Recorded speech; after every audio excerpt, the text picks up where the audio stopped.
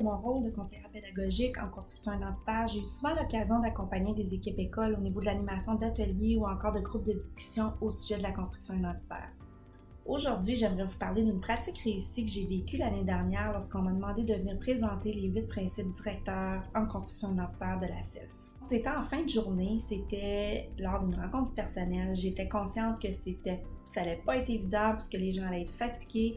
Je devais donc être rapide, efficace et je devais trouver une façon d'aller chercher les gens. Donc, qu'ils soient engagés dans l'activité, je voulais vraiment les faire participer activement. Je voulais que ce soit concret.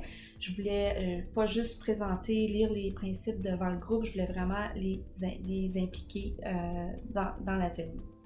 Donc, mes intentions étaient vraiment, en premier lieu, que les gens puissent avoir une prise de conscience, qu'il existait 8 principes directeurs. Puis ces 8 principes directeurs-là viennent nous appuyer lorsqu'on veut bâtir des leçons, animer des activités en salle de classe, bref, qui peuvent nous accompagner au quotidien dans notre enseignement. Par la suite, je voulais vraiment qu'ils puissent se familiariser avec ces 8 principes-là pour finalement qu'eux, quand ils retournent en classe, ils puissent vraiment faire le lien entre ce qu'ils font déjà ou encore, quand ils vont bâtir de nouvelles activités, puissent les relier aux principes directeurs. Le matériel que j'ai utilisé, c'est vraiment les capsules humoristiques des 8 principes directeurs de la CELF.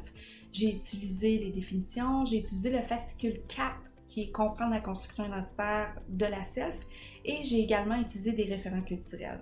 Dans un premier temps, lors de l'accueil, j'ai divisé le groupe avec 8 tables. Donc, chacune des tables avait un principe directeur et un référent culturel. Donc, quand les gens arrivaient, je leur disais bonjour, je remettais un référent culturel. Évidemment, moi, j'ai utilisé les référents culturels de l'Ontario, mais peu importe d'où vous venez, vous pouvez utiliser vos propres référents culturels. Donc, les gens recevaient un référent, devaient trouver leur table et entamer une discussion sur le référent culturel en attendant que le tout commence. Donc, c'était vraiment une belle façon d'engager les gens en partant.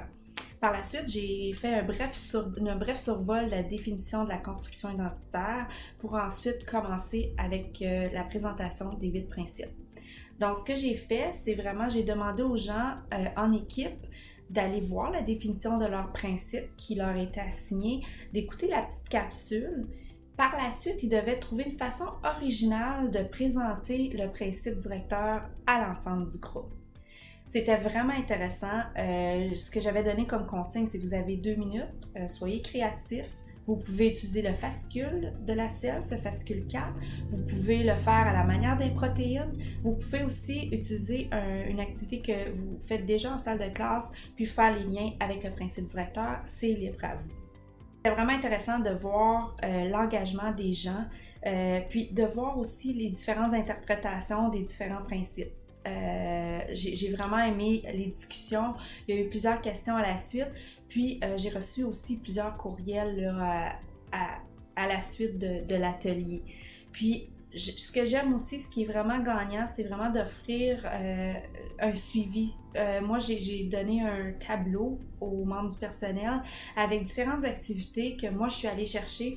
Puis, moi-même, j'ai dit, OK, cette activité-là, ce principe-là est relié, tu peux faire le lien avec cette activité-là. Donc, il y a vraiment le tableau avec les activités qui sont faciles, qui sont accessibles, reliées à chacun des principes directeurs.